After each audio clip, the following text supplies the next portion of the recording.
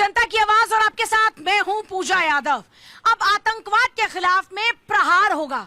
सरकार की ये नीति अब काम करेगी आतंकवाद के खिलाफ। सबसे बड़ी बात यह कि अभी तक आपने देखा कि बम के जरिए दहशत फैलाई जाती थी, गोलियों की गड़गड़ाहट दहशत फैलाती थी, लेकिन आज के इस दौर में आतंकवाद का एक नया रूप भी है और यह है साइबर रूप, जिसमें आतंकवाद के लिए आप पूरी तरीके से अगर देखें तो इसका जो पोषण है वो इसी साइबर क्राइम के जरिए किया जा रहा है और इसी के लिए सरकार लेकर आई है अब प्रहार नीति।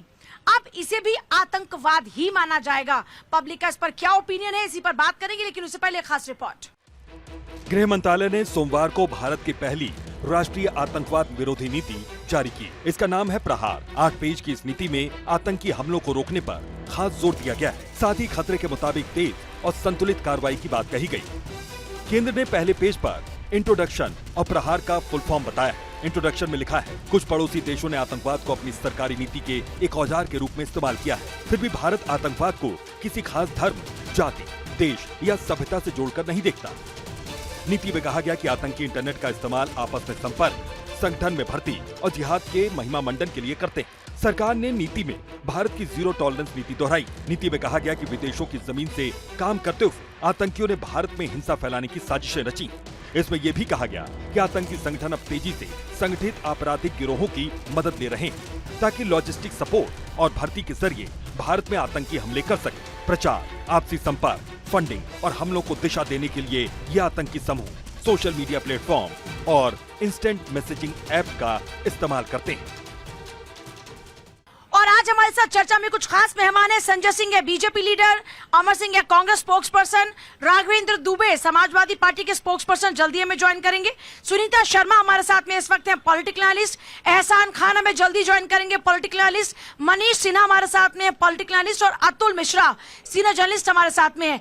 डिजिटल खतरा भी अब आतंकवाद होगा, इसको डिफाइन किस तरीके से किया जाएगा? देखिए, बदलते वक्त के स्वरूप में आज आप देख रहे होंगे कि पहले पॉकेट मारी होती थी, पर्स मारी होती थी, अब डिजिटल पॉकेट मारी होती है। तो क्राइम ने क्या किया, जैसे जैसे विकास हुआ तो क्राइम भी अपना स्वरूप बदलता गया। इसी तरीके से मिलिटेंसी में भी एक जमाना था जब जाते थे बम फोड़ते थे। अभी क्या है कि हम आईटी के थ्रू, डिजिटल मूवमेंट के थ्रू लोगों की मनोवृत्तियां बदलते हैं, लोगों के अंदर सोच बदलते हैं, लोगों को राष्ट्र विरोधी बनाते हैं, लोगों के अंदर कई तरीके का। अब एआई आ गया। अब एआई का देख लीजिए, कुछ अच्छाई है तो कुछ बुराई भी है। बुराई क्या है कि उसका इंटेलिजेंस का उसका यूज करके उसके अलग अलग फोटोग्राफ्स बना के आप किसी को किसी लेवल तक बदनाम कर सकते हैं और उस देश में अराजकता फैलाने का एक माहौल बना सकते हैं। इन तमाम परिस्थितियों को ये कंप्लीट आतंकवाद की ये पूरा पैकेज समझ लीजिए कि सरकार ने अब सिर्फ बम, बंदूक, गोली बारी या हत्याओं को ही आतंकवाद का कारण नहीं, मतलब आतंकवाद के दायरे में नहीं रखा, बल्कि डिजिटल तरीके से भी राष्ट्र के अंदर गतिविधि फैलाना, राष्ट्र के अंदर अन्याय करना, राष्ट्र के अंदर अपराध करने को भी आतंकवाद की श्रेणी में रखा है। राज्य नीति की बात भी आएगी। केंद्र ने फैसला किया, लेकिन राज्य में ये कितना प्रभावी नजर आएगा? देखिए, राज्य सरकार अगर लागू करेंगी तो बिल्कुल बहुत प्रभावी रहेगा।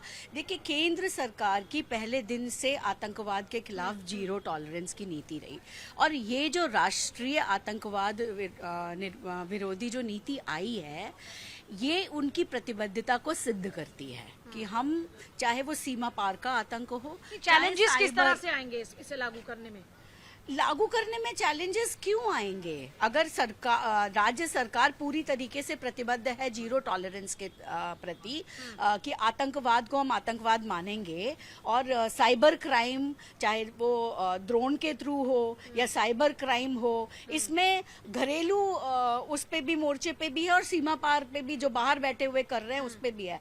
तो अगर राज्य सरकार पूरी दृढ़ता के साथ इसे लागू करना चाहे तो मुझे नहीं लगता कि इसमें कोई परेशानी आएगी। देखिए, इसमें क्या है, प्रहार क्या है? प्रहार है कि हम भांप लें स्थिति की आतंकवादी घटना होने वाली है, प्रिवेंशन करें, अपनी पूरी उसके साथ भांपते ही हम उस पर रिस्पॉन्स करें, प्रतिक्रिया दें। दूसरा, लॉ के साथ ह्यूमन रिसोर्सेज को ध्यान में रखते हुए, मानव अधिकार को, लॉ को ध्यान में रखते हुए हम प्रहार करें आतंकवाद पर। तीसरा ये है कि हम अपनी समग्र क्षमताओं के एकीकरण के साथ उसके ऊपर प्रहार करें। फिर क्या है, हम जो रेडिकलाइजेशन है, जो कट्टरपंथी सोच है, जो बाहर बैठकर या यहाँ पे घरेलू फ्रंट में कट्टरपंथी सोच के साथ जो आतंकवाद करते हैं, उसको हम खत्म करें।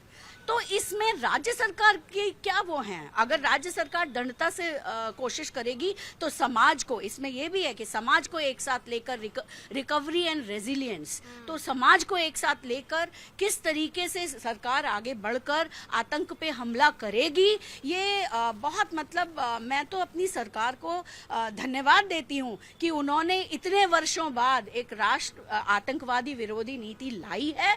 हम जो जूझ रहे हैं डे बाय डे, देखिए ना 72, 74, 74 घंटे बुजुर्गों को हाउस डिजिटल अरेस्ट करते हैं, उनकी पूरी पूंजी ले लेते हैं, उनकी कमाई जीवन भर की चली जाती है और कोई कहीं पे कोई सुनवाई नहीं होती, उसको हम वापस नहीं ला पाते हैं उस पूंजी को। तो इसके लिए ये बहुत प्रशंसनीय कदम है सरकार का, और अगर राज्य सरकार इसे ठानेगी तो ये अच्छे से लागू हो सकता है। इसमें कोई, मुझे नहीं लगता कि कोई अड़ंगा। अगर नहीं चाहेंगे, अब जैसे जो विरोध में सरकारें बैठी हैं वो नहीं चाहेंगी, नहीं लागू करेंगी, तो अब उसका तो कोई क्या ही कर सकता है। वो देश विरोधी नीतियों में लगे हुए हैं तो लगे हुए हैं। टेररिज्म की कमर तोड़ने के लिए ये एक प्रभावी प्रहार है। तो ये जो प्रहार को लाया गया ये बहुत ही जरूरी है, क्योंकि पिछले 70 सालों से हमने देखा कि किसी न किसी तरीके से आतंकवाद हमारे भारतवर्ष को तोड़ रहा है, चाहे वो जम्मू कश्मीर था या पंजाब था या बॉर्डर था। तो उस चीज को समझते हुए आज जो प्रहार आया है वो आपका जल हो, थल हो या वायु हो, तीनों जगह पर एक्शन लिया जाएगा। इसके साथ साथ जो हमारा मेंटल ब्लॉक किया जा रहा है या कट्टरपंथी सोच किया जा रहा है, और सोशल मीडिया के थ्रू जो हमें अलग अलग तरीके से विकृत किया जा रहा, तो इन हर मोड़ पर प्रहार आने वाला है। और इसका जो फर्स्ट वर्ड ही है प्रोएक्टिव, मतलब कि पहले हम क्या करते थे कि पंजाब में या कश्मीर में कोई एक्शन हो रहा है, आतंकवादी गोली मार रहे, तो उसके बाद हम एक्शन लेते थे कि आतंकवादी को गोली मारते थे या उसको घेरते थे। अब हम पहले ढूंढेंगे, फिर पहले हाँ, पहले हमला करेंगे, रोक देंगे पहले ही। जो SIR में 3D का जो कॉन्सेप्ट चल रहा था, डिटेक्ट, डिटेन और डिपोर्ट, वही चीज आपका यहाँ पर भी आएगा कि हम पहले ही से एक्शन लेंगे। और जो सबसे इम्पोर्टेंट चीज है कि हम पहले आतंकवादी या अपराधी को सिर्फ गोली मारते थे या उसको हटाते थे, अब कहता है कि जो भी आपको स्पॉन्सर करेगा, जो भी आपको पैसा देगा, आप उसके पूरे सर्कल में हो, किसी भी तरीके से आप उसमें फाइनेंशियली इन्वॉल्व हो, मेंटली इन्वॉल्व हो, बाय डायरेक्शन के अनुसार इन्वॉल्व हो या आप डायरेक्ट एक्शन में हो, तो हर किसी को उसी पहलू में लिया जाएगा। और जो सबसे इम्पोर्टेंट चीज है कि आज की डेट पर हम देख रहे हैं कि ड्रोन से भी बहुत सारे आतंकवादी, चाहे ड्रग्स हो या गन्स आ जाते हैं। तो हर एक्शन को सरकार समझते हुए, क्योंकि ये मामला बहुत ही गंभीर होते जा रहा है, इसलिए सरकार ने प्रहार को लाया है ताकि भारत की जनता को बहुत अच्छे से सुरक्षित दिया जा सके, सुरक्षा दिया जा सके और हम यहाँ चैन के साथ रह सके। एक्शन प्रहार पर क्या कहना है विपक्षी पार्टी का? देखिए, सरकार की जो मंशा है ठीक है, अच्छी बात है कि सरकार ने ये लेकर के आई है, और सरकार इसमें कितना सफल होते हैं और सरकार की मंशा क्या है, इसको थोड़ा वेट एंड वॉच की स्थिति में जो है विपक्ष देख रही है। मेरा सवाल ये है कि मेरे भाई साहब, दो हमारे प्रबुद्ध लोगों ने कहा कि जो बाहर से अटैक होता है, जो बाहर से फंडिंग होता है, उस पर जो है कंट्रोल किया जाएगा। तो किसी न किसी रूप से इसे खत्म करो और जो भी व्यक्ति इस तरह के काम करे उसके ऊपर कार्रवाई किया जाए। वैसे ऑपरेशन प्रहार में कुछ अच्छा नजर आया आपको कि नहीं, या ऑपरेशन प्रहार के बारे में समझते क्या हैं आप? मैं समझता यही हूँ कि सरकार एक बार फिर से लोगों को भ्रमित करने के लिए एक नया नुस्खा लेकर के आया है कि ताकि लोग जो है इसमें उलझ के रह जाए। क्या जवाब है जी इसका? एक सेकेंड। मुझे लगता है कि जो कांग्रेस की अपनी मानसिकता है वो पूरे राष्ट्र को बार बार बताते रहते हैं, ये आतंकवाद को भी जोड़ देते हैं राजनीति से। अरे इस आतंकवाद के कारण इस देश के अंदर लाखों लोग अपना जान गंवा चुके हैं। इस आतंकवाद के कारण कई राज्य अस्थिर हो चुके हैं और आज तक वो अस्थिर हैं। अगर हमें लगता है कि नेशनल सिक्योरिटी पर अपना विजन विपक्ष पार्टी को क्लियर रखना चाहिए। आतंकवाद पर जीरो टॉलरेंस अगर बीजेपी को है तो आतंकवाद पर जीरो टॉलरेंस कांग्रेस को भी होना चाहिए। और कोई तो ऐसा मुद्दा हो राष्ट्र से जुड़ा हुआ जिसमें कांग्रेस खुल के कहे कि हाँ हम इसका समर्थन करते हैं। हमें लगता है कि कहीं ना कहीं से कांग्रेस इस बात को लेकर चलने को तैयार नहीं है कि देश शांत कैसे हो जाए, देश आर्थिक रूप से प्रगतिशील कैसे रहे, देश किस तरह से विकसित रहे, देश कैसे समाज समभाव के भाव पर चले। इनको चाहिए देश में परेशानी हो, इनको चाहिए देश में विस्फोट हो, तो इनको प्रतिक्रिया देने में आनंद आएगी। और हम समझते हैं ये एक ऐसा मुद्दा है जिस मुद्दे पर पक्ष हो या विपक्ष, सबको एकजुट होकर राष्ट्र के हित के लिए एकजुटता दिखानी चाहिए। आतंकवाद में सबसे ज्यादा अगर किसी को नुकसान हुआ है तो कांग्रेस पार्टी को हुआ है। कांग्रेस पार्टी ने अपने 2 बड़े नेताओं को खोया है। हिंदुस्तान ने पूर्व प्रधानमंत्री, एक तो प्रधानमंत्री खोया है, और आतंकवाद में इनसे हमको शिक्षा लेने की कोई जरूरत नहीं है। देखिए, आज आपका विषय पर हम रहना चाहते हैं, हम अनर्गल बात को, कि कांग्रेस के पास कोई विषय तो है नहीं। इनको ये जानकारी दे दीजिए कि श्रीमती गांधी कांग्रेस की नेता ही नहीं थी, श्रीमती गांधी देश की प्रधानमंत्री थी, और देश के दुश्मनों ने उनको मारा तो उसका हश्र देश के लोगों ने दिखा दिया। ये कंफ्यूजन कांग्रेसियों को दूर कर दीजिए। हमारे प्रधानमंत्री को सिर्फ अपनी पार्टी का बताकर कद को छोटा करने की कोशिश न करें। और रही बात आतंकवाद से देश का, अगर श्रीमती गांधी आतंकवाद की बलि चढ़ी तो इस देश के अंदर लाखों लोग आतंकवाद का बलि चढ़ चुके हैं, और उन सब के बलिदानियों के लिए ये कानून अगर लाया गया तो हमें सहर्ष स्वीकार करना चाहिए और सरकार को खुल के इसका समर्थन करना चाहिए। देश की प्रधानमंत्री जब आतंकवाद से मारी गई तो सरकार आपकी थी ना, कांग्रेस की। आपको तो समर्थन और स्वागत करना चाहिए था कि अब कभी ऐसा ना हो आगे, पर आपको हर जगह राजनीति खोजनी है। आपको यहाँ कसाब 26/11 में क्या करेंगे ये पूछिए।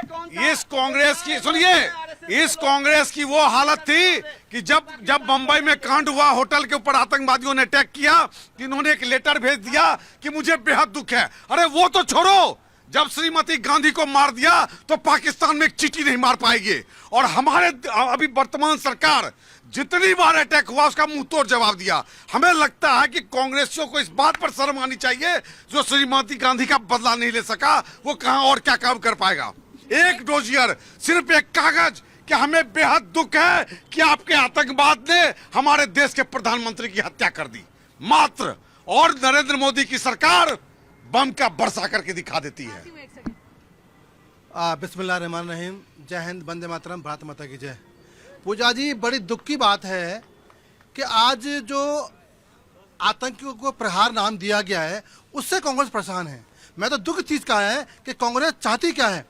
एनआरसी का विरोध करती है, यूसीसी का विरोध करती है, तिब्बत तलाक का विरोध करती है, ये सीए का विरोध करती है, धारा 370 का विरोध करती है। आज जो आतंकवाद के ऊपर प्रहार की बात मोदी जी ने एक बिल लेकर आए, आज उसका विरोध कर रही है। तो देश जान गया, देश देख गया है। तो क्यों कर रही है? जब अलगाववादी दिल्ली आते थे तो रेड कारपेट बिछती थी और इफ्तार पार्टी होती थी। अब उनके ऊपर अंकुश लगाया जाएगा देश की सरकार द्वारा। और अब बड़े खुशनसीब हैं हम हिंदुस्तानी, आज हमारे पास एक प्रधानमंत्री है जिसका नाम नरेंद्र मोदी है, जो 24 घंटे काम करता है, इस देश के लिए काम करता है, बुजुर्ग के लिए, महिलाओं के लिए, यतीमों के लिए, विधवाओं के लिए, बेवाओं के लिए, हिंदू के लिए, मुस्लिम के लिए, सिख के लिए, ईसाई के लिए, वो सबसे काम करने वाला है। आज जो योजनाएं आ रही हैं, आज जो हमारे कानून आ रहे हैं, ये देश की आंतरिक सुरक्षा, देश का मान सम्मान, देश का नागरिक सुरक्षित हो, चाहे डिजिटल के माध्यम से हो, चाहे आतंकीवाद के माध्यम से हो, चाहे देश में बैठे घुसपैठिया उनके माध्यम से हो। तो हमें तो खुशी होनी चाहिए और हमें सम्मान करना चाहिए। कांग्रेस क्यों इस पर ऐतराज करती है, क्यों करती है? कि कहीं ना कहीं उनके यार जो थे, पुराने गलबियाँ होती थी, उनके पेट में दर्द होगा। दर्द क्यों होगा? कि जब डिजिटल माध्यम से पड़ोसी मुल्क के दुश्मन हमारे हैं और कहीं ना कहीं गलबैयाँ राहुल गांधी करते हैं जा जाकर, तो तकलीफ तो होगी इनको, लेकिन देश तक तकलीफ ना करें। इसका क्या सबूत है कि राहुल गांधी जाके गलबैया करते हैं? शायद आपको देखा नहीं होगा। अभी कल परसों की बात है, अभी कल परसों की बात है। रमजान में क्या बोले आप? अफ्तारी करते हैं। क्या हमारा मुस्लिम भाई अगर मुझे बुलाएगा तो मैं नहीं जाऊंगा क्या? अलगाव तो करोगे, मेरी करोगे? आपने मेरी अफ्तारी करी कभी? इस नागरिक के मुसलमान पसमंदा समाज की नागरिक करी नहीं, पसमंदा समाज को बुलाया तो 80% पसमंदा समाज के मुसलमान है, धर्म के नाम अलगाव बुलाते हैं। ये अलगाव पहली बात। दूसरी बात, मैं उनका भी जवाब दे देता हूँ। कश्मीर के अंदर सामूहिक हत्या करने वाला यासीन मलिक किसके घर में बैठा हुआ था, जरा बता दे कांग्रेसी। क्यों उसको मनमोहन सिंह अपने हाथ से मिठाई खिला रहे थे, और वो सामूहिक हत्यारा जो आज फांसी के सजा के लिए इंतजार कर रहा है। मैं कहता हूं साफ साफ शब्दों में, राष्ट्र के अंदर किसी भी तरह की आतंकवादी कार्रवाई या राष्ट्र विरोधी चाहे जो करे, उसके लिए कोई स्थान सरकार की नजरों में नहीं होनी चाहिए, नहीं होनी चाहिए। पूजा जी, आज आपके माध्यम से देश फैसला लेगा कि जी इन 11 वर्षों में अगर मोदी जी ने किया है सही, अच्छा किया है, देश के लिए किया है, समाज के लिए किया है, सुरक्षा के लिए किया है, गरीब के लिए किया है, विधवा के लिए किया है, यतीम के लिए है, तो आजीवन प्रधानमंत्री रहेंगे। और कांग्रेस को इस देश को नकारना होगा, इसको जीरो पर लगाना होगा। अगर कांग्रेस की मानसिकता ऐसी है, देश के साथ नहीं है। बताएगी ना जी, डिजिटल खतरा भी अब आतंकवाद कहलाया जाएगा। और यहाँ पे बात हो रही है प्रहार की। मैडम देखिए, देश के हित में अगर कोई कानून आती है तो उसे हर पार्टी को सम्मान करना चाहिए, लेकिन क्या है ये विपक्षी वाले करेंगे नहीं, क्योंकि अभी हमारे कांग्रेस के प्रवक्ता अमर भाई ने बोला, उनसे जब भी कोई बात पूछिए तो आरएसएस को बीच में ले आते हैं। लेकिन जरा वो भी बोल दीजिए कि पीएफआई कौन है, किसके समय में आई। जरा ये बोल दीजिए कि सिम्मी कौन है, किसके समय में आई। जरा ये भी बोल दीजिए कि आपका ये इंडियन मुजाहिदीन कौन है, वो किसके समय में पनप लिया। तो ये सब चीज़ें जो है विपक्ष का मुंह से शोभा नहीं देता। और आप बोले कि क्या केंद्र सरकार लाई है, राज्य में भी लागू होगा। राज्य में वहाँ तो लागू हो जाएगा जहाँ एनडीए की सरकार है, लेकिन जहाँ विपक्षी दलों का पार्टी है, क्या वहाँ पे ये लाएंगे, वहाँ पे समर्थन करेंगे? क्योंकि अगर वहाँ ये करेंगे तो इनका जो वोट बैंक है वो इनके हाथ से खिसक जाएगा। तो ये चीज़ विपक्ष से कभी उम्मीद नहीं करना चाहिए कि ये चीज़ लाएंगे, ठीक है ना। और रही बात देश के हित में अगर गवर्नमेंट ला रही है तो लेकिन गवर्नमेंट को इस चीज़ को इम्प्लीमेंट करना चाहिए कि ज़मीन पे इस चीज़ को दिखना चाहिए। ये नहीं कि आपने घोषणा कर दिया और पता चला कि सुप्रीम कोर्ट में कोई एफिडेविट लगा दिया एक लुटियन गैंग वाले कि भाई नहीं ये तो हमारे मतलब निजता का हनन है, हमारे अभिव्यक्ति की आज़ादी का वो है। तो ये चीज़ नहीं होना चाहिए, सरकार को इस पर कार्रवाई से लाना चाहिए। अमर जी, इसका जवाब दीजिएगा, सोशल मीडिया कितना बड़ा खतरा है? नहीं देखो भैया, बहुत मीडिया है जो फोन की स्क्रीन के पीछे जितने भी चोर बैठे हैं, जो डिजिटल अरेस्ट का वो मैसेज करते हैं, तो ये बहुत अच्छा हो रहा है। और मैं तो कहूँगा कि देखो साइबर ठगी, आतंकवाद का पोषण भी हो रहा है। नहीं बिल्कुल हो रहा है। जब जितना ये सोशल मीडिया के थ्रू तो जितना ब्रेन वॉश होता है जो आतंकवाद का, ये सोशल मीडिया के पीछे ही होता है। क्योंकि ये तो आप कह रहे हैं सारी कट्टरपंथी विचारधारा के पीछे सोशल मीडिया है? नहीं देखो, सारी नहीं है, जितना भी होता है। देखो जितना मोबाइल जो डिजिटल कर रहे हैं, मैसेज भेजते हैं डिजिटल, और जो VPN लगा के भेजते हैं, ये डिजिटल उसी के थ्रू हो रहा है। तो इनको लगाम लगनी चाहिए बहुत तरीका है। और मैं इनको अमर जी का एक जवाब दे दूं, जब आप बोल रहे थे कि विजय माल्या चला गया और जो मोदी नीरव चले गए, किसके राज्य में उन्होंने कर्जा लिया? आपकी कांग्रेस के राज्य में। जब उनको कर्जे चुकाना नहीं पड़ा तो जब जैसी सरकार आई बीजेपी की तो वो भागने लग गए, बिल में चुभने लग गए। तो ये आप उनसे बोलिए कि पहले कर्जा दे के जाए तब भागते वो, तो अच्छा लगता। तो ये डिजिटल अरेस्ट तब भी आना चाहिए और ये जरूरी है, ये बंद करना। हाँ जी, आप क्या मानते हैं? जी, हम ये मानते हैं कि सोशल मीडिया के थ्रू या अन्य के थ्रू, बैंकिंग के थ्रू और अपने जो टेलीकॉम सेक्टर्स हैं, अगर इनके थ्रू जो डेटा हमारा जो शेयर किया जा रहा है ना, जो एक दूसरे के पास डाइवर्ट किया, आज हम देखें तो हमारे पास कम से कम 4 से 10 कॉलें डेली आती है, पर डे आती हैं जी आपको फ्लैट लेने हैं। मैं कहता हूं कि उनको नंबर कहां से मिला, उनका हमारा नाम कहां से मिला, उनको हमारी ईमेल आईडी कहां से मिली। हाँ जी, आप क्या सोचते हैं कि प्रहार कितना इफेक्टिव नजर आता है आपको? प्रहार कितना इफेक्टिव नजर आएगा वो तो सब सोशल मीडिया के ऊपर है ना। सोशल मीडिया आतंकवाद के खिलाफ लड़ाई है, सब कुछ सोशल मीडिया के वही हो रहा है, जो ये सोशल मीडिया का ही है। तो आप क्या मानते हैं ये कदम उठाना जरूरी था? बिल्कुल जरूरी था। लगता तो नहीं कि आजादी, ये आम जनता की आजादी के ऊपर भी कहीं बंदिशें लगाएगा? आम आदमी में तो कहीं ऐसे कोई वो नहीं है ना, सोच या कोई इस तरह का ख्याल? नहीं, आम आदमी चाहते हैं कि भाई आराम से रहें, खुशहाल रहें, हंसते खेलते रहें। आदमी तो वही चाहता है ना। उनको तो अपने नौकरी से मतलब है, उनको अपनी सुबह शाम काम करेंगे, अपने घर पे आएंगे, सो जाएंगे, टेंशन नहीं रहेगी उनको। तो सोशल मीडिया ये जो भी कुछ है। अरे आतंकवाद के खिलाफ लड़ाई में कैसा कदम है ये? बहुत अच्छा कदम है, जरूरी था। हाँ जरूरी है। क्या लगता है कितना असर होगा साइबर इसका? अटैक की बात है ना ये। हाँ तो जो भी ये फ्रॉड कर रहे हैं तो आतंकवादी घोषित कर दीजिए। तो हाँ जी, अब साइबर क्राइम भी आतंकवाद? हाँ मैम, है तो आतंकवाद जरूरी है। इसके खिलाफ अगर सरकार ने कदम उठाया तो अच्छी बात है। लेकिन जो सरकार की मतलब सोशल मीडिया पे सरकार के खिलाफ है, वो उन पे के खिलाफ भी अटैक होगा, जैसे कि हम भी करते हैं, और भी बहुत से लोग हैं, उन सब के लिए भी खतरा है। लोगों को एक अलग किस्म का डाउट है, कह रहे हैं कि सरकार के खिलाफ कोई कमेंट कर दिया तो आप उनको भी घेर लेंगे क्या? देखिए, ये अपना अपना एक सोच है, परिप्रेक्ष्य है। जैसे भाई साहब ने कहा, एकदम सही कहा, हमारे डिजिटल मूवमेंट के कुछ लाभ हैं तो डिजिटल मूवमेंट के कुछ नुकसान भी हैं। लाभ ये है कि हम एक मोबाइल से पूरी दुनिया से जुड़ गए हैं। हम डिजिटल करेंसी हो, चाहे कोई खरीदारी हो, चाहे कुछ हो, कहीं से बैठ के कहीं भी कर दे रहे हैं, ये लाभ है। लेकिन स्वाभाविक है कि हमारे नंबर के साथ हमारा नाम भी जा रहा है, तो उसका भी कहीं न कहीं व्यापारीकरण होगा तो उसका नुकसान होगा। उन नुकसान को रोकने एक बार भाई साहब, उस नुकसान को रोकने के लिए सरकार ने ये एक ऐतिहासिक कदम उठाया है। ये जनता के बीच से ही निकली समस्या के समाधान को करने के लिए कुछ लोगों को ये ख्याल कहाँ से आ गया, वो कह रहे हैं कि सरकार के खिलाफ कभी क्वेश्चन उठाएंगे आप तो लपेट लेंगे इसी प्रहार के तहत। देखिए, ये कहीं नहीं आप पूरे कानून में लिखा हुआ है कि आप सवाल उठाओगे, क्वेश्चन करोगे तो आपको लपेट लिया जाएगा। हाँ, अगर आपके खिलाफ कोई ऐसा, जैसे एआई आ गया है, अब एआई के माध्यम से आपके साथ कोई भी वीडियो प्रसारित हो सकती है, उस पर नकेल तो होना चाहिए ना। अगर एआई टेक्नोलॉजी देश के हित में है तो देश के अनहित में भी बहुत सारी चीजें हैं। हर एक आदमी का जो अपना एक पर्सनल इमेज है उसको भी डिस्टॉर्ट करने का वो एक बहुत बड़ा तरीका हो सकता है। तो उसको नकेल कसने के लिए अगर ये लाभदायक है तो सरकार बहुत अच्छा काम कर रही है। देखिए, जो उनके प्रश्न का जवाब ये है कि देश में कानून है, आप कोर्ट में जा सकते हैं। सरकार के खिलाफ बोलने पर कोई कानून नहीं है ऐसा देश का जो आपको एक्ट ऑफ टेरर में आ जाएगा, पहली बात। दूसरी बात, जो इसमें जो सबसे अच्छी बात है कि किसी भी तरीके की धार्मिक, जाति है या जो वैचारिक जो दंगा या टेरर या आतंकवाद होता है उस पे ये प्रहार है। तो अब ये भी माना जाएगा कि ये जो भड़का कर की एक शोभा यात्रा निकल रही है, फिर एक व्हाट्सएप चला गया, एक वीडियो प्रसारित हो गया झूठा या कैसा भी, और उससे आके पथराव हो गया, बसें सरकार की संपत्ति का नाश कर दिया, इधर फूंक दिया, उधर फूंक दिया, उस पे भी लगाम लगेगी। इसमें एक वो है रिकवरी एंड रेजिलियंस कि जो आप कर रहे हो ना उसको भुगतोगे, उसकी रिकवरी आपसे ही ली जाएगी, समाज को इकट्ठा करके, और उसकी रिकवरी।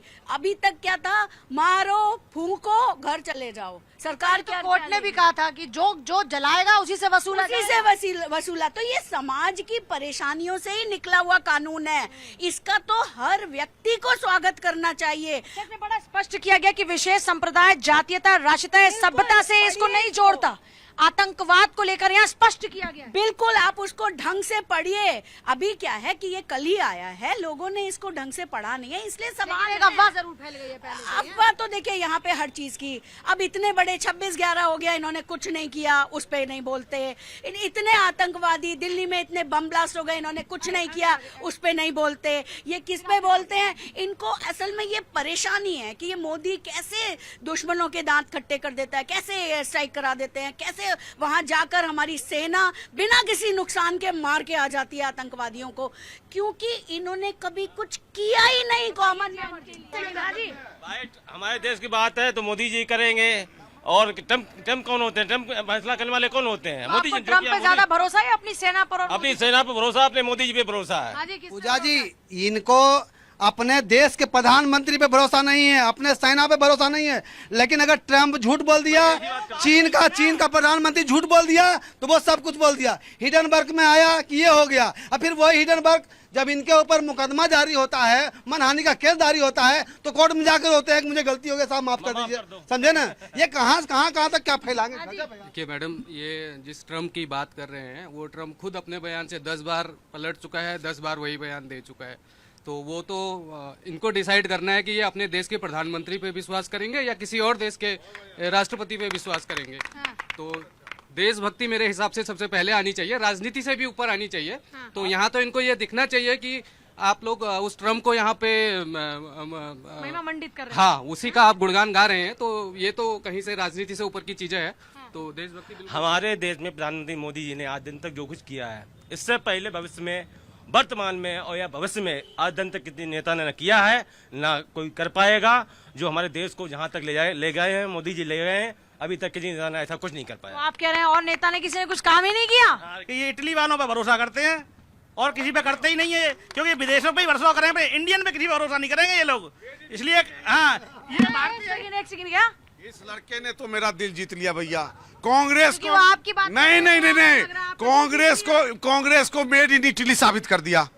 कांग्रेस देश की है ही नहीं। और आप कांग्रेस के इतिहास पढ़ लीजिए, ए.ओ. ह्यूम कहाँ के थे जो संस्थापक थे? ये तो इटली की पैदाइश है, तो इटली की बात कर रही है।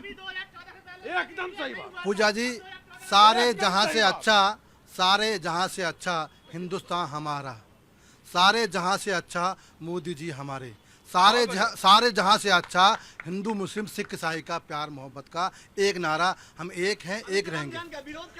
अब मैं ये कह रहा हूँ कांग्रेस के मित्र से कहना चाहता हूँ कि हमारे पड़ोसी जो मुल्क हैं, हमारे जो पड़ोसी मुल्क, इस तरह की धार्मिक अफवाह जो धार्मिक अफवाह फैलाएंगे तो यही इनके लिए कल को दिक्कत डरा रहे हैं आप। पूजा जी, हमारे पड़ोसी मुल्क जो हैं वो दुश्मन हमारे हैं। जो वहाँ बैठे आतंकी, उन्होंने अब मॉड्यूल चेंज कर लिया है। वो साइबर के माध्यम से हमारे देश के नागरिकों को, अब देखा होगा, लाखों करोड़ों रुपए ठगी होती है। तो आज फंडिंग भी होती है, आज फंडिंग भी होती है। उसको रोकने के लिए एक कदम है। लेकिन मैं कहना चाहता हूँ आपके माध्यम से पूरी कांग्रेस को, राहुल गांधी जी को, कि पवित्र महीना चल रहा है, राम मंदिर जाएं और वहाँ कम से कम एक हफ्ते का हवन करें और मन को शांत करें और देश के लिए अच्छा सोचें, देशवासियों के लिए अच्छा सोचें और देश के नागरिकों के लिए अच्छा सोचें। तो ये कम से कम सद्बुद्धि आएगी। अब भूल जाओ, अब देश ने आपको नकारना शुरू कर दिया है। कल ऐसा ना हो कि कांग्रेस यहाँ पर जीरो हो जाए और इतिहास पन्ने में आ जाए कि इंदिरा गांधी, स्वर्गीय इंदिरा गांधी कौन थी, जवाहरलाल नेहरू कौन थे, राजीव गांधी कौन थे। ये इतिहास कैसे मिट जाएगा? नहीं मिटेगा, नहीं, पन्ने पर रह जाए केवल। हम चाहते हैं कांग्रेस जीवित रहे। हम चाहते हैं, सुनो पूजा जी एक मिनट, मैं पसमंदा समाज का राष्ट्रीय अध्यक्ष हूँ। मैं चाहता हूँ देश का मुसलमान कि कांग्रेस जीवित रहे, लेकिन जीवित रहे संस्कार के साथ, संस्कृति के साथ, प्यार मोहब्बत के साथ, एकता के साथ और देश को मजबूत करने के साथ जीवित रहे। तो आपको क्यों लगता है कि कांग्रेस तोड़ने की बात करती है? एक बात बताओ, 11 वर्षों में जितनी भी बिल आए हैं, किसी एक को इन्होंने अच्छा बताया है? चाहे वो यूसीसी हो, चाहे एनआरसी हो, चाहे तिब्बत तलाक हो, जबकि वो हमारा मुद्दा है, इनका मुद्दा नहीं है। तिब्बत तलाक हो और आज ये प्रहार का, आज प्रहार क्या यूसीसी आना चाहिए? खड़ी है एनआरसी लॉ, कांग्रेस साथ खड़ी है। सब आप तो क्या लाए, आप क्या लाए, आप किसके पक्ष से हो? हम, अरे देश में हिस्सा है हमारी वोट, हम सरकार बनाते हैं, सरकार बिगाड़ते हैं। हमने आपको बनाया था, आपको बिगाड़ दिया। हम सरकार बनाते हैं, 80% मुसलमान हैं, हमारे वोट से सरकार बनी। 70% आपने हमारे वोट से सरकार मानेगा बीजेपी वाला, हमारी बात मानेगा, नहीं मानेगा। आपने नहीं मानी, हमारी बात मानेगा। कांग्रेस पार्टी साथ लड़ो मत। जब देश में 300 सुनो, जब देश में 370 आ सकता है तो एनआरसी सीए सब आ सकता है। जब 370 हट सकता है तो सब एक साथ कहना एनआरसी लाएगा, कांग्रेस पार्टी इसके साथ खड़ी है। झूठ मत फैला। अब बिगाड़ दिया हम, ये हम बनाते हैं, खड़ा एनआरसी लेकर के आज एनआरसी आ जाएगा ना, कल को ये उसको गाली देना शुरू कर देगा। मैं उनके साथ खड़ा हूँ। सुनिए, इनकी राष्ट्रीय नीति है विरोध करो, चिल्लाओ, संसद ना चलने दो और बाहर कपड़े फाड़ो। अगर कोई इंटरनेशनल कोई इवेंट हो रहा है वहाँ जाके कपड़े उतारो। 2010 में मुझे बोलने दीजिए, बोलने तो 2000 कॉमनवेल्थ गेम्स में पूरे हिंदुस्तान, पूरे वर्ल्ड का खिलाड़ी आया था। ये इनकी राष्ट्रीय नीति है। इनके पास ना नियत है ना नीति है, कोई कुछ नहीं बचा इनके पास। ये दिवालियापन घोषित है। और अभी और ये पता है क्या है, इतने फ्रस्ट्रेट हो गए हैं, इन्होंने 14, 19 पचा लिया, अब 24 आ गया। तो ये इनको लगा अब तो घुमा के संविधान की खोखली किताब, अब हार जाएंगे मोदी। पर इन्हें हमने फिर भी 100 पे रोकवा दिया। अब क्या प्रॉब्लम है? अभी तो देखो, अभी सिर्फ युवा, वो जो अधेड़ युवा थे उन्होंने टी शर्ट उतारी। अभी जब बंगाल जीतेगी एनडीए और जब यूपी का चुनाव जीतेगी एनडीए और जब 29 में सुनिए आप चुनाव आयोग पर भरोसा क्यों नहीं करते? जहां आप जीत जाते हैं हिंदुस्तान की किसी भी पर आप कहते हैं कि चुनाव आयोग सही काम कर रहा है। कोर्ट ने बंगाल क्यों हार गई है? कोर्ट ने बंगाल क्यों हार गई? अमर सिंह जी, बंगाल चोरी करते हुए अमर सिंह जी, बंगाल बंगाल क्यों हारे? अगर चुनाव आयोग इनकी मुट्ठी में है तो अभी तो क्यों हारे? नहीं उतारेंगे, कपड़े फाड़ेंगे। अभी वेट करिए, वेट। आपकी जो बात है, आप ये कह रहे हैं तो कैसे हार के? आप 29 का इंतजार करो, राहुल गांधी भी उतारेंगे टी शर्ट, क्योंकि ये फ्रस्ट्रेटेड लोग हैं, इनके पास कोई विजन। आपने इनसे ये कपड़े उतार कर प्रदर्शन तो बीजेपी के लोग भी करते रहे, सिर्फ ये सुनिए, आप इनसे, आपने अभी पूछा ना कि कुछ इसमें सुझाव नहीं था ना, ऐसे ही एसआईआर कोई सुझाव आया? बस ये क्या करते हैं, कहो। और ये सीखे अभी अरविंद केजरीवाल से कि आरोप लगाओ भाग जाओ, आरोप लगाओ भाग जाओ, आरोप लगाओ भाग जाओ। इनको लगा अरे वो तो मुख्यमंत्री बन गया तो फिर मैं प्रधानमंत्री बन जाऊंगा, पर नहीं होगा, नहीं होगा, नहीं होगा। अनर्गल अनर्गल अनर्गल जवाब है ये।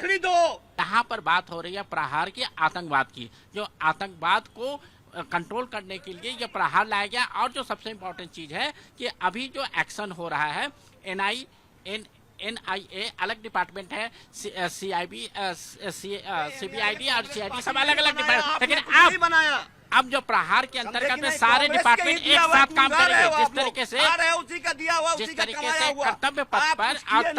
अरे ये क्या बीजेपी है क्या? नहीं, इनको आप क्या बोल रहे हैं? अभी आपके सवाल का जवाब प्रवक्ता क्या ये कह रहे हैं? अरे कह रहे कि अब एक पूरा टीम वर्क काम करेगा। हाँ जी, तो जिस तरीके से कर्तव्य पथ पर सारा डिपार्टमेंट एक साथ काम कर रहा है, उसी तरीके से प्रहार में सारे डिपार्टमेंट एक साथ काम करेंगे, चाहे वो केंद्र सरकार हो या राज्य सरकार हो।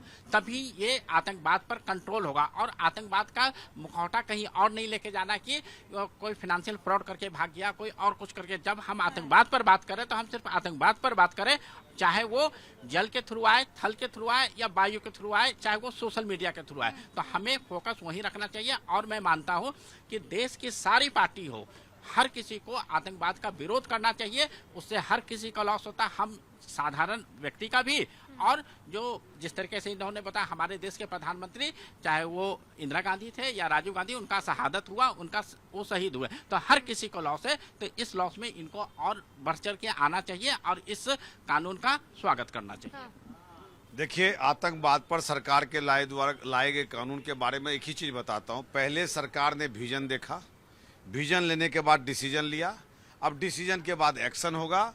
और भारतीय जनता पार्टी की जो NDA के साथ मिलकर सरकार है, वो इन तीनों चीज को समाहित करके राष्ट्र बचाने के अपने इस कर्तव्य के ऊपर लगी हुई है। और हर तरीके से जिस जड़ से आतंकवाद उठना चाहेगा, उसको वही चाणक्य की नीति थी कि कटीले घास के ऊपर मट्ठा डाल के घास को मार दो, जिससे कि दोबारा ये कटीला घास पैदा ना ले। कांग्रेस चाह भी लेगी। मारेंगे इस कटीले तार को। शुरुआत हो गया। घास को देखिए पहले बम से जवाब दिया गया, अब उसके बाद वो डिजिटल माध्यम से सांप्रदायिक जो है सौहार्दता, कट्टरपंथी विचारधारा का जो प्रभाव हो रहा है, एकदम विचारों को विचार के अंदर। आप कह रहे हैं कि आतंकवाद की वजह है वो विचारधारा, उस विचारधारा पे ही हमला होगा। आतंकवाद कुछ नहीं है, एक विचारधारा, ऐसा विचारधारा जो राष्ट्र को, जैसे कांग्रेसी बोल रहे ना, इनको कोई भी बात मोदी जी का अच्छा नहीं लगेगा, देश का अच्छा नहीं, क्योंकि इनका विचारधारा के अंदर वो प्रवेश कर चुका ब्रेन में। ये चीखेंगे, चिल्लाएंगे, समझाने की कोशिश करेंगे, कोई सुनेगा नहीं। आतंकवाद देखिए के लिए कांग्रेस पार्टी हमेशा साथ रहेगी। अभी हमारे कांग्रेस के प्रवक्ता कह रहे थे कि हमने दो प्रधानमंत्री खोए हैं। बिल्कुल ठीक बात है, स्वर्गीय इंदिरा गांधी की भी हत्या हुई, स्वर्गीय राजीव गांधी की भी हत्या हुई। लेकिन क्यों हुई? इनकी जो राष्ट्रनीति थी ना, वो गलत थी। अलगाववाद के साथ में ये गलबैयां करते थे। तो इन्होंने उस आतंकवाद पर जो जहर था, जो इस नीम, जो हमारे हिंदुस्तान की नीम में वो पनप रहा था, उसको इन्होंने खत्म नहीं किया। केवल उसके ऊपर केवल हाथ पुचकारते रहे, बेटा ठीक है ठीक है ठीक है। हमारे दो प्रधानमंत्री खोए, देश के प्रधानमंत्री खोए, हमारी देश की ये इतिहास है कि प्रधानमंत्री खोए। क्यों खोए? कि इनकी नीति गलत थी। अब आ जाओ आतंकवाद प्रहार, क्यों ना होना चाहिए आतंकवाद प्रहार? ये जवाब नहीं दे पाएंगे। क्यों नहीं दे पाएंगे? क्योंकि इनके पास कोई विजन है ही नहीं। आप देश की सेवा करो, आप सत्ता में आ सकते हो। हम चाहते हैं कि कांग्रेस भी वजूद में आए। कांग्रेस बहुत वजूद में तो है कांग्रेस ऑलरेडी। नहीं, ये वजूद नहीं है, इसका वजूद कहाँ मिट गया? ये विकलांग है, ये विकलांग है। जो LOP हैं, उन्हें खुद नहीं पता है। अब ये कह रहे थे कि हम 3 नंबर 13 में, इन्होंने कहा था ना, इस देश का मुसलमान 80% मुसलमान है जो वोट देता था कांग्रेस को। देखिए, मैं एक सीधा बात जानता हूं, ये अपने गिरेबान में झांक कर देख ले। प्रभाकरण को किसने पाला? राजीव गांधी गए। भिंडर वाले को किसने पाला? इंदिरा गांधी गई। जब जब आतंकवाद को पोषित करोगे, वो अपने ही घर में बम छोड़ेगा। और वो बम किसके शरीर पर लगेगा? कांग्रेस से बड़ा एग्जाम्पल कोई नहीं जानता है। हमें लगता है आतंकवाद पर इनको कुछ भी नहीं बोलना चाहिए। ये कहीं ना कहीं से अपने जो शहीद हुए हैं दोनों नेता, उनके लिए एक निर्लजता है उसके ऊपर बोलना। भिंडर वाले कोई और नहीं था, कांग्रेस पोषित था। ये प्रभाकरण कोई और नहीं था, कांग्रेस पोषित था। और दोनों ने कांग्रेस के नेताओं को हत्या करने में अपनी अपनी भूमिका निभाई। इसलिए इतिहास से सीखना है, इतिहास को समझना है और आतंकवाद जैसे मिट सकता है वैसे मिटाना है। मुझे प्रहार में बताइए कि ये गलत है। अरे यहाँ भाई, पर मेरा सरकार एक तो की यही नीयत है, ये आम नहीं, जनता- आप मुझे अपना बताइए, पहले आम मुझे आप जनता अपना ये तो कह- बताइए। मेरा यही है कि अब लगने लगा है इनको कि जो कट्टरपंथी विचारधारा के खिलाफ लड़ाई नहीं होनी चाहिए।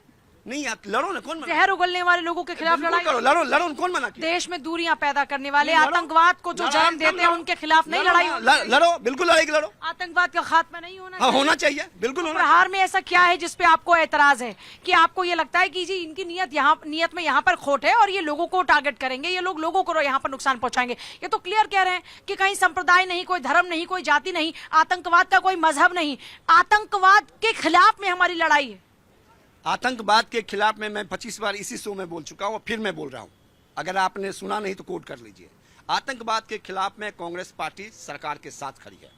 तो प्रहार के साथ खड़े हैं? अरे सुन तो लो मैम, सुन तो लो। अगर देश में बाहरी अटैक होता है, सरकार के साथ कांग्रेस पार्टी खड़ी रही है हमेशा। यहाँ पे कानून है, सुप्रीम कोर्ट है। अगर इन्हें इन चीजों से इतनी दिक्कत है और ये जो कह रहे हैं वो 100% सत्य है, तो कोर्ट क्यों नहीं जाते हैं? अगर इन्होंने बड़ी संसद नहीं चलने दी और प्राइम मिनिस्टर कॉम्प्रोमाइज्ड, कोर्ट क्यों नहीं गए? ये तो बहुत बड़ी बात है ना कि देश का प्राइम मिनिस्टर कॉम्प्रोमाइज्ड है। अभी वो जब प्रो बोल रहे हैं प्रहार के प्रवक्ता, तो उनको कह रहे हैं कि वो बीजेपी के, मतलब जो देश के हित में बोलेगा वो बीजेपी का है, ये मान गए, तो ये देश के हित में नहीं बोलते। बात होती है उत्तर की तो ये दक्षिण की बात करते हैं, बात होएगी दक्षिण की तो ये उत्तर पे आ जाएंगे। ये मुद्दे पे कभी टिकते ही नहीं, मुद्दे पे वाद विवाद इनकी पहचान नहीं है। जब आधार कार्ड बनने लगे थे तब कहा कि आधार कार्ड से इंफॉर्मेशन, इकोनॉमी मार्केट में आया, तीसरी इकोनॉमिक महाशक्ति देश कैसे बन गया? आप इसका जवाब दीजिए। फिर क्या बताओगे? तो हर चीज मुझे नहीं मालूम। पूजा जी हमारे एलओपी राहुल गांधी सो रहे हैं, उन्हें पता नहीं कुछ ही नौकरी मिली। 2 करोड़ बोली थी, 4 करोड़ लोगों को दे चुके हैं, चाहे प्राइवेट सेक्टर के माध्यम से हो चाहे सरकार के। 4 दे चुके हैं, 4 दे चुके हैं। फिर पता है कुछ नहीं इनको, एमएसएमई के माध्यम से करोड़ों लोगों को रोजगार दिया है, उनको आत्मनिर्भर बनाया है। ये क्या जाने, ये क्या जाने जिस टोपी को उन्होंने ताज दिया था, आज ताज छीन लिया है। हम तो कहते हैं 3 में 13 में हम वो हैं कि तुम्हें बैठाया था, तुम्हें छीन लिया है और अब छीनने नहीं देंगे आपको सत्ता, आप विपक्ष में रहोगे क्योंकि आप देश के हित में खड़े ही नहीं हो। एक बात भी 11 वर्षों में कोई ऐसा काम किया नहीं मोदी जी ने जो देश हित में हो, जो समाज हित में हो, कोई भी नहीं किया। लेकिन आपसे तो फिर काम बताओ, क्या किया हो बताओ। अरे सुनो, काम नहीं काम सुन लो, एक मिनट मैं काम बताऊंगा। घर शौचालय किसने खुलवाया?